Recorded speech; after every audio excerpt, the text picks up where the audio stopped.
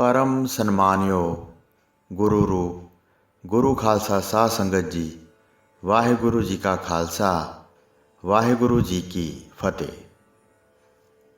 मान सरोवर हंसला खाए माणक मोती, कोयल अंब प्रीत है मिल बोल सरोती।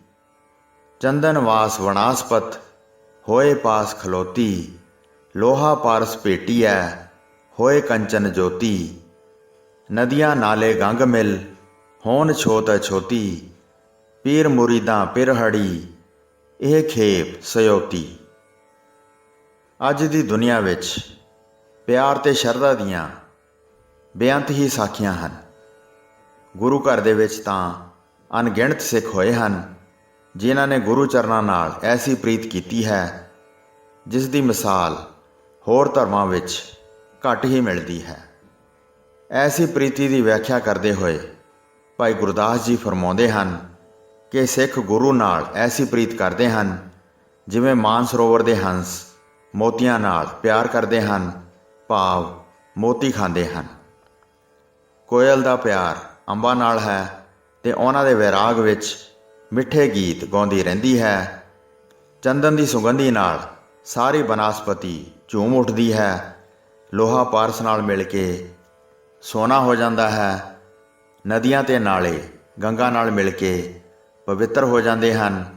ਅੰਤ ਵਿੱਚ ਭਾਈ ਸਾਹਿਬ ਜੀ ਆਖਦੇ ਹਨ, ਸਿੱਖਾਂ ਦਾ ਪਿਆਰ ਹੀ ਉਹਨਾਂ ਦੀ ਪਵਿੱਤਰ ਰਾਸ ਪੂੰਜੀ ਹੈ। ਜਦੋਂ ਇਤਿਹਾਸ ਨੂੰ ਵਾਚੀਏ ਤਾਂ ਮਾਈ ਸਰਖਾਨਾ ਦਾ ਨਾਮ ਆਉਂਦਾ ਹੈ। ਮਾਈ ਸਰਖਾਨਾ ਗੁਰੂ ਘਰ ਦੇ ਵਿੱਚ ਬੜਾ ਸਤਿਕਾਰ ਪ੍ਰਾਪਤ ਕਰ ਚੁੱਕੀ ਸੀ। ਉਸ ਦੇ ਪਿਆਰ ਦੀ ਕਥਾ ਬੜੀ ਸ਼ਰਧਾ ਦਰਸਾਉਣ ਵਾਲੀ ਹੈ। ਉਹ ਪਿਆਰੀ, ਦੀਵਾਨੀ, ਸ਼ਰਧਾਲੂ ਤੇ ਅਮਰ ਆਤਮਾ ਹੋਈ ਹੈ ਜਿਸ ਦਾ ਜਸ ਅੱਜ ਵੀ ਗਾਇਆ ਜਾਂਦਾ ਹੈ। ਕਿਸੇ ਗੁਰਸਿੱਖ ਪਾਸੋਂ ਮਾਈ ਨੇ ਗੁਰੂ ਘਰ ਦੀ ਸੋਭਾ ਸੁਣੀ। ਉਸ ਵੇਲੇ ਬੁਢੇਪਾ ਨੇੜੇ ਸੀ ਤੇ ਜਵਾਨੀ ਦੂਰ ਜਾ ਚੁੱਕੀ ਸੀ। ਧੀਆਂ ਪੁੱਤਰ ਵਿਆਹੇ ਗਏ ਸਨ, ਜ਼ਿੰਮੇਵਾਰੀਆਂ ਸਿਰੋਂ ਟਲ ਚੁੱਕੀਆਂ ਸਨ। ਉਸ ਨੂੰ ਹੁਣ ਜਨਮ ਮਰਨ ਦੇ ਗੇੜ ਦਾ ਗਿਆਨ ਹੋ ਗਿਆ ਸੀ, ਪਰ ਇਹ ਨਹੀਂ ਸੀ ਪਤਾ ਲੱਗਦਾ ਕਿ 84 ਦਾ ਗੇੜਾ ਮੁੱਕਦਾ ਕਿਵੇਂ ਹੈ। ਗੁਰਸਿੱਖ ਨੇ ਮਾਈ ਸਰਖਾਨਾ ਨੂੰ ਗੁਰਸਿੱਖੀ ਦਾ ਗਿਆਨ ਕਰਾਉਂਦਿਆਂ ਹੋਇਆਂ ਇਹ ਸ਼ਬਦ ਪੜ੍ਹਿਆ, ਮਨ ਮੰਦਰ ਤਨ ਵੇਸ ਕਲੰਦਰ ਘਟ ਹੀ ਤੀਰਥ ਨਾਵਾਂ। ਏਕ ਸ਼ਬਦ ਮੇਰਾ ਪ੍ਰਾਣ ਬਸਤ ਹੈ ਬਹੁੜ ਜਨਮ ਨਾ ਆਵਾਂ। ਇਹ ਸ਼ਬਦ ਜੋ ਹਿਰਦੇ ਵਿੱਚ ਵਸਦਾ ਹੈ ਉਹ ਸ਼ਬਦ ਸਤਿਗੁਰੂ ਜੀ ਪਾਸੋਂ ਪ੍ਰਾਪਤ ਹੁੰਦਾ ਹੈ। ਸਤਿਗੁਰੂ ਤ੍ਰਿਕਾਲਦਰਸ਼ੀ ਹਨ। ਸਤਿਗੁਰੂ ਨਾਨਕ ਦੇਵ ਜੀ ਦੀ ਗੁਰਗੱਦੀ ਉੱਤੇ 6ਵੇਂ ਪਾਤਸ਼ਾਹ ਹਨ ਜੋ ਮੀਰੀ ਪੀਰੀ ਦੇ ਮਾਲਕ ਹਨ। ਉਹਨਾਂ ਨੂੰ ਯਾਦ ਕਰ, ਉਹਨਾਂ ਦੇ ਚਰਨਾਂ ਨਾਲ ਲਿਵ ਲਾ ਲੈ ਤੇ ਮਨ ਵਿੱਚ ਸ਼ਰਧਾ ਧਾਰਨ ਕਰ। ਮਾਈ ਨੇ ਕਿਹਾ, ਚੰਗਾ, ਮੈਂ ਸ਼ਰਧਾ ਕਰਾਂਗੀ। ਮੈਨੂੰ ਦੱਸ, ਜਦੋਂ ਮੈਂ ਉਹਨਾਂ ਦੇ ਦਰਸ਼ਨ ਕਰਨ ਜਾਵਾਂਗੀ ਤਾਂ ਸੇਵਾ ਵਾਸਤੇ ਭੇਟਾ ਕੀ ਰੱਖਾਂਗੀ? ਮਾਈ ਸਰਖਾਨਾ ਨੇ ਪੁੱਛਿਆ। ਗੁਰਸਿੱਖ ਨੇ ਕਿਹਾ, ਸਤਿਗੁਰੂ ਜੀ ਪ੍ਰੀਤ ਤੇ ਸ਼ਰਧਾ ਚਾਹੁੰਦੇ ਹਨ। ਕਾਰ ਭੇਟਾ ਜੋ ਸਰੇ, ਪਹੁੰਚ ਤੋਂ ਉੱਪਰ ਕੁਝ ਨਹੀਂ ਮੰਗਦੇ। ਇੱਕ ਟਕੇ ਨਾਲ ਵੀ ਪ੍ਰਸੰਨ ਹੁੰਦੇ ਹਨ।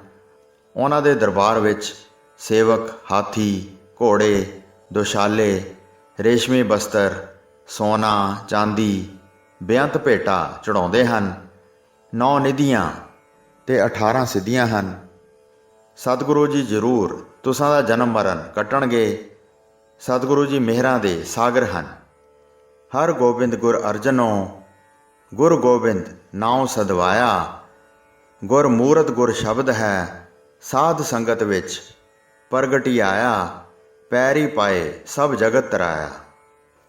ਇਉਂ ਗੁਰੂ ਘਰ ਦੀ ਸ਼ੋਭਾ ਸੁਣ ਕੇ ਮਾਈ ਸਰਖਾਨਾ ਗੁਰੂ ਘਰ ਦੀ ਸ਼ਰਧਾਲੂ ਬਣ ਗਈ। ਉਸਨੇ ਧਿਆਨ ਕਰ ਲਿਆ ਤੇ ਗੁਰਸਿੱਖ ਰਾਹੀਂ ਸੁਣੇ ਮੂਲ ਮੰਤਰ ਦਾ ਜਾਪ ਕਰਨ ਲੱਗੀ। ਉਸ ਦੇ ਮਨ ਵਿੱਚ ਪ੍ਰੇਮ ਜਾਗ ਪਿਆ। ਮਨ ਦੇ ਨਾਲ ਹੱਥ ਦੀ ਸੇਵਾ ਲਈ ਉਤਸ਼ਾਹੀ ਹੋਏ। ਆਪਣੇ ਖੇਤਾਂ ਵਿੱਚੋਂ ਮੋਟੇ-ਮੋਟੇ ਗੁੱਲਾਂ ਵਾਲੀ ਕਪਾਹ ਚੁਣੀ। ਕਪਾਹ ਚੁਣ ਕੇ ਵੇਲੀ ਤੇ ਮੁੜ ਰੂਹ ਪਿੰਜਾਇਆ। ਰੂਹ ਪਿੰਜਿਆ ਗਿਆ ਤਾਂ ਸਤਿਗੁਰੂ ਜੀ ਦਾ ਧਿਆਨ ਧਰ ਕੇ ਕੱਤਦੀ ਰਹੀ।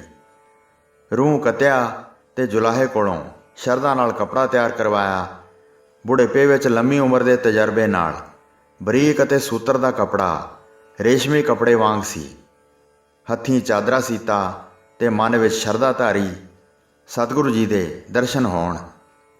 पर गुरसिखां कोलों सुणदी रही, गुरु जी दे दरबार विच राजे महाराजे अते वजीर आउंदे हन।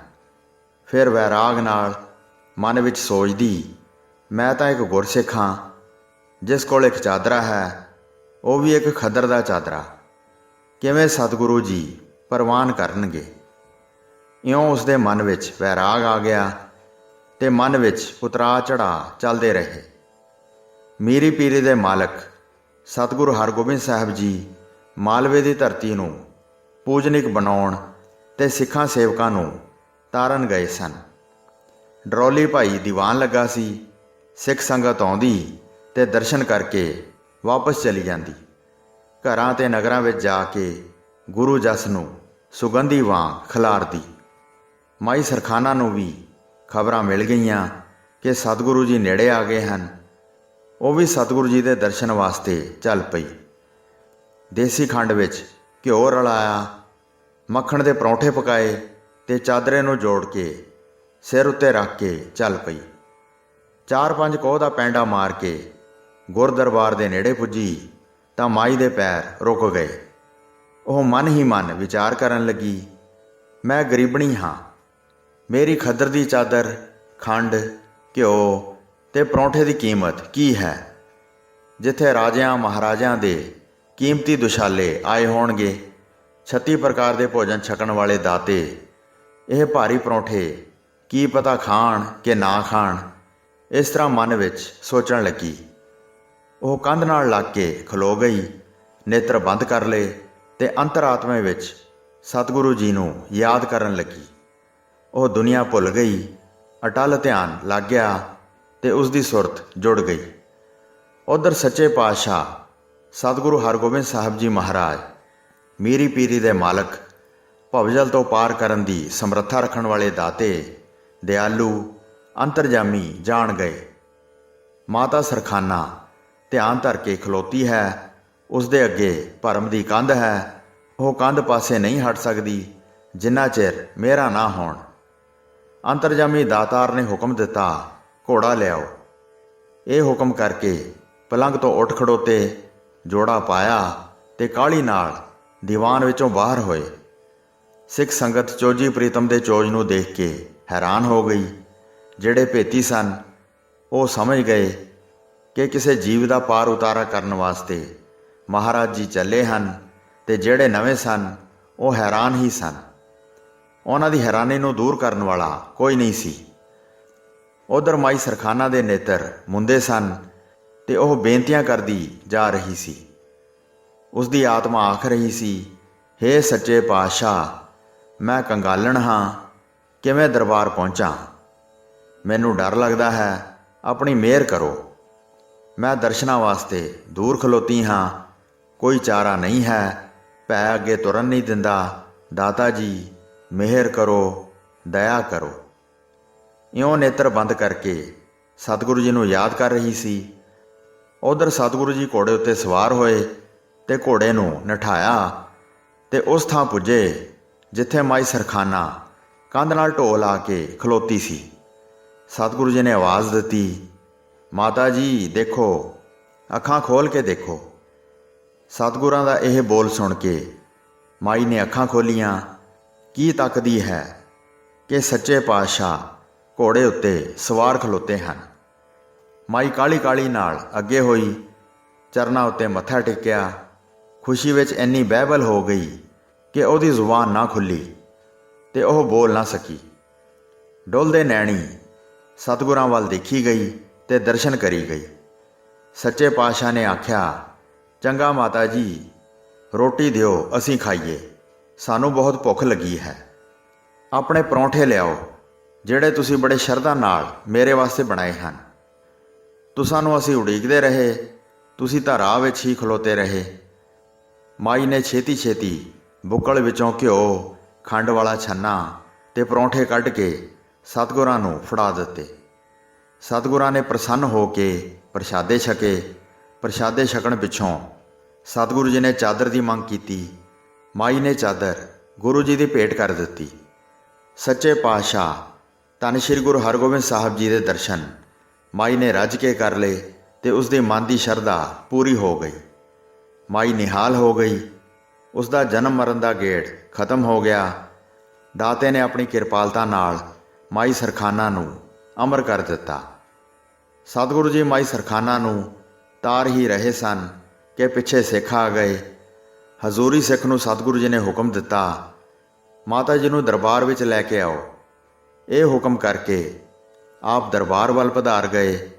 ਮਾਤਾ ਸਰਖਾਨਾ 2 ਦਿਨ ਦਰਬਾਰ ਵਿੱਚ ਰਹਿ ਕੇ ਦਰਸ਼ਨ ਕਰਦੀ ਰਹੀ ਤੇ ਉਸ ਦੀ ਕਲਿਆਣ ਹੋ ਗਈ। ਉਸ ਮਾਈ ਦੇ ਨਾਮ ਉੱਤੇ ਅੱਜ ਉਸ ਦਾ ਪਿੰਡ ਸਰਖਾਨਾ ਮਾਲਵੇ ਵਿੱਚ ਮਸ਼ਹੂਰ ਹੈ। ਹੋਈਆਂ ਭੁੱਲਾਂ ਚੁੱਕਾਂ ਦੀ ਖਿਮਾ ਬਖਸ਼ਣੀ ਜੀ। ਵਾਹਿਗੁਰੂ ਜੀ ਕਾ ਖਾਲਸਾ, ਵਾਹਿਗੁਰੂ ਜੀ ਕੀ ਫਤਿਹ।